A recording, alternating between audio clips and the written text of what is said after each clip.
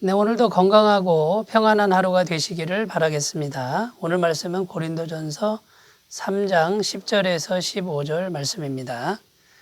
내게 주신 하나님의 은혜를 따라 내가 지혜로운 건축자와 같이 터를 닦아두매 다른 이가 그 위에 세우나 그러나 각각 어떻게 그 위에 세울까를 조심할지니라.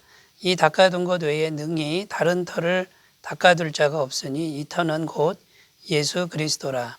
만일 누구든지 금이나 음이나 은이나 보석이나 나무나 풀이나 지푸로 이 터 위에 세우면 각 사람의 공적이 나타날 터인데 그날이 공적을 밝히리니 이는 불로 나타내고 그 불이 각 사람의 공적이 어떠한 것을 시험할 것임이라. 만일 누구든지 그 위에 세운 공적이 그대로 있으면 상을 받고 누구든지 그 공적이 불타면 해를 받으리니 그러나 자신은 구원을 받되 불 가운데서 받은 것 같으리라. 아멘.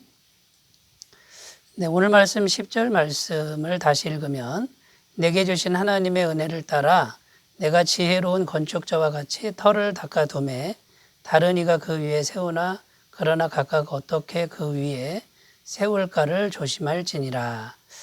이렇게 기록합니다. 바울은 지금 집 짓는 이야기를 하고 있습니다. 일반 집이 아니고요. 신앙의 집을 짓는 이야기를 하고 있는데 오늘 말씀에 보면 각각 그 위에 어떻게 세울까를 조심할지니라. 아무렇게나 이 신앙의 집을 세우면 안 된다. 조심해서 세워야 된다라고 지금 말하고 있는 것입니다. 왜 그러냐면요. 신앙의 집을 열심히 세울 수 있지만 반드시 검사받을 날이 있다고 지금 말하고 있는 것입니다. 13절 말씀에 보면 각 사람의 공적이 나타날 터인데 그날이 공적을 밝히리니 이는 불로 나타내고 그 불이 각 사람의 공적이 어떠한 것을 시험할 것이라. 그러니까 이제 신앙의 집을 열심히 지을 수 있는데 그 신앙의 집을 제대로 지었는지 안 지었는지 그것을 시험할 때가 불로 시험할 때가 반드시 있다라고 지금 말하고 있는 것이죠. 그래서 평생 지은 신앙의 집이 다 타버릴 수도 있다. 이렇게 지금 바울은 말합니다. 15절 말씀에 누구든지 그 공적이 불타면 해를 받으리니 그러나 자신은 구원을 받되 불 가운데서 받은 것 같으리라. 그래서 잘못 지으면요 그 평생 동안 지은 신앙의 집이 다 타버린다 그래서 구원은 잃어버리지 않는다라는 그런 말씀을 하고요. 그런데 겨우 구원을 받는 그런 결과를 얻을 수밖에 없다라고 지금 말하고 있는 것입니다. 자, 바울이 왜 이런 말을 하고 있는 것일까요? 지금 고린도 교회 사람들이 파당을 지어서 4개파로 나뉘어서 지금 교회 생활을 하고 있는 중이었죠. 그런데 그 모든 행위가 신앙의 집을 짓는 행위와도 같다는 것을 지금 말하고 있는 것입니다. 그렇게 파당을 지며 신앙생활 하는 것이 신앙의 집을 짓는 것인데 과연 그렇게 신앙의 집을 지으면 마지막 날에 주님께서 시험하실 때 그 시험을 과연 통과하겠느냐라는 말입니다. 아마도 주님의 불시험을 통과할 수 없을 것이다라고 지금 바울은 말하고 있는 것이죠.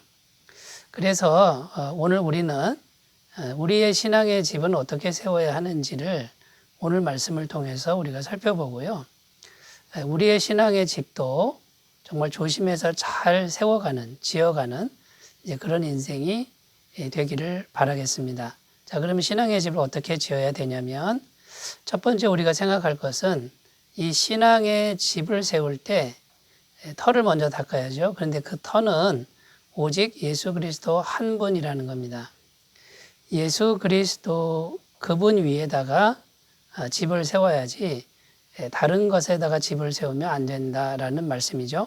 11절 말씀 이 닦아둔 것 외에 능히 다른 터를 닦아둘 자가 없으니 이 터는 곧 예수 그리스도라. 다른 터는 될 수가 없고 예수님이 영원한 터입니다. 예수님이 하나님이시고 예수 그리스도만이 영원하신 분이죠. 예수 그리스도 외에 다른 터를 만약에 잡는다 그러면 그것은 무너질 수밖에 없다라는 겁니다.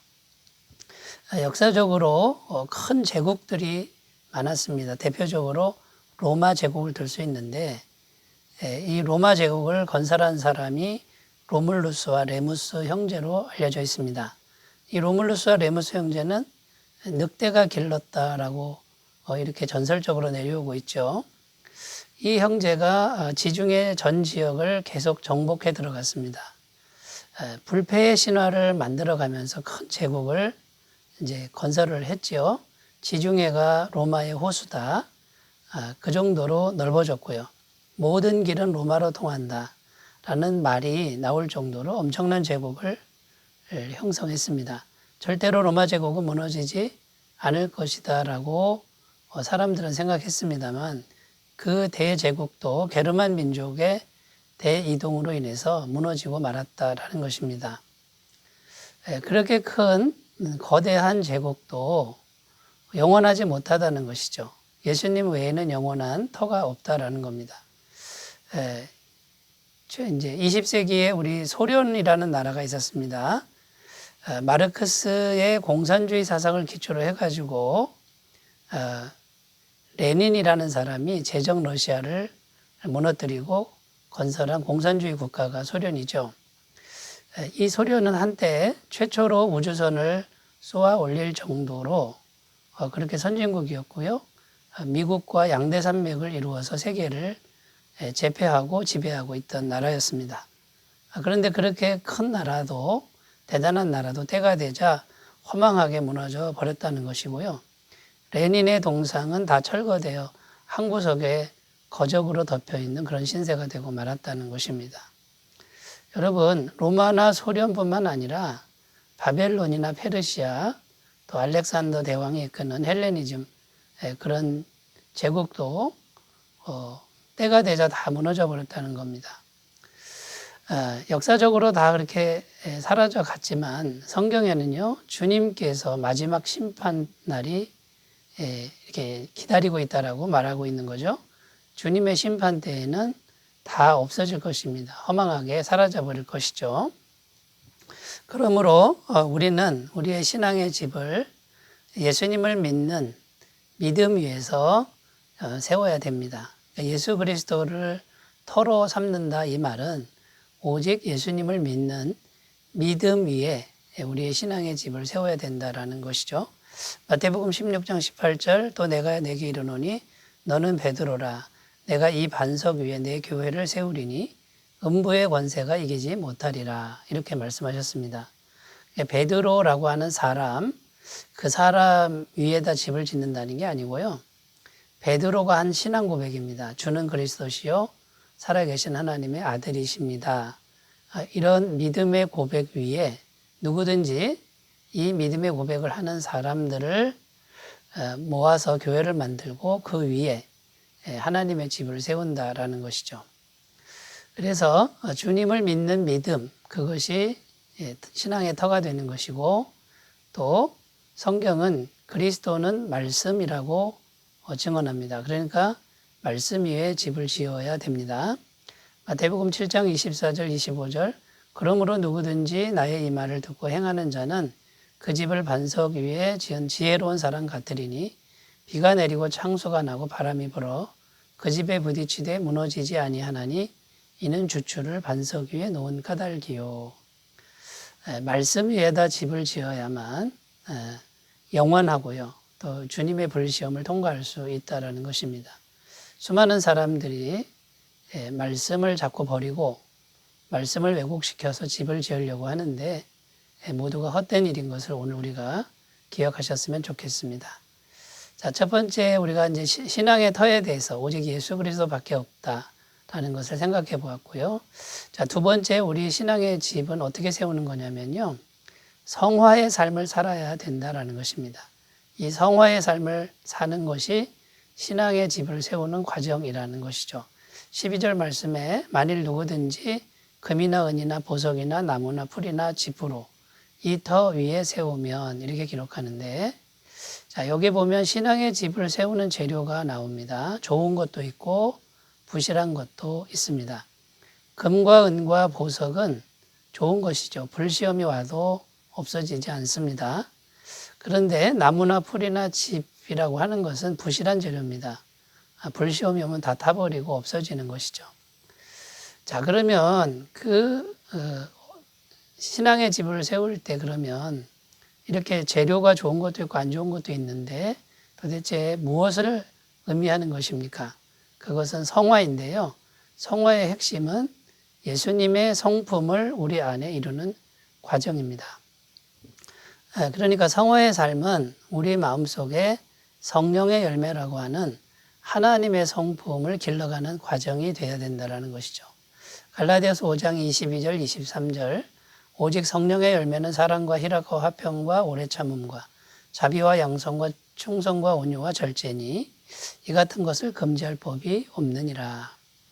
자, 이런 것들로 성화의 삶을 그 과정을 우리가 세워가야 되는데 세상 것이요 그 마음속에 있는 성품보다도 겉으로 드러나는 그런 사람들에게 보여주는 어떤 것, 또 세상의 가치관 이런 것을 추구한다 그러면 그것은 부실한 재료로 신앙의 집을 세우는 것이 되겠지요. 사랑하는 여러분, 내면에 주님의 성품을 닮아가는 귀한 은혜가 있으시기 바라겠습니다. 자, 세 번째는요, 신앙의 집을 세울 때 섬김의 삶이 중요하다라는 것입니다. 자, 주님이 인정하시는 신앙의 집, 첫 번째는 성품이라고 그랬는데 두 번째는 섬김입니다. 마태복음 20장 26절에서 28절 너희 중에는 그렇지 않아야 하나니 너희 중에 누구든지 크고자 하는 자는 너희를 섬기는 자가 되고 너희 중에 누구든지 으뜸이 되고자 하는 자는 너희의 종이 되어야 하리라.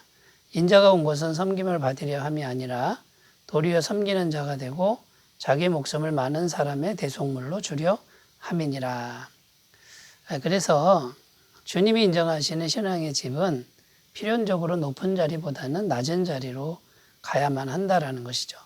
마태복음 25장 40절에 보면 임금이 대답하여 이르시되 너희가 여기 내 형제 중에 지극히 작은 자 하나에게 한 것이 곧 내게 한 것이니라 하시고 여기 지극히 작은 자는 줄인 자, 목마른 자, 나그네 된 자, 헐벗은 자, 병든 자, 옥에 갇힌 자라고 성경은 말합니다.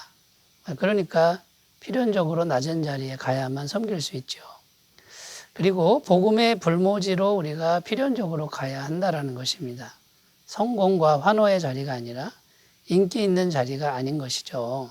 마태복음 28장 29절 그러므로 너희는 가서 모든 민족을 제자로 삼아 아버지와 아들과 성령의 이름으로 세례를 베풀고 자 이렇게 말하고 있습니다. 가만히 있지 말고 가라는 겁니다. 불모지로 가고 낮은 자리로 가라고 말씀합니다. 자, 신앙의 집을 잘 세워가시는 복된 인생이 되시기 바라겠습니다. 기도드립니다. 하나님 아버지, 우리의 신앙의 집을 잘 세우게 하여 주옵소서. 예수 그리스도의 터 위에 성품의 열매와 섬김의 열매가 풍성하게 하옵소서. 예수님의 이름으로 기도드립니다. 아멘. 주님의 임재가 충만하시기 바라겠습니다. 감사합니다.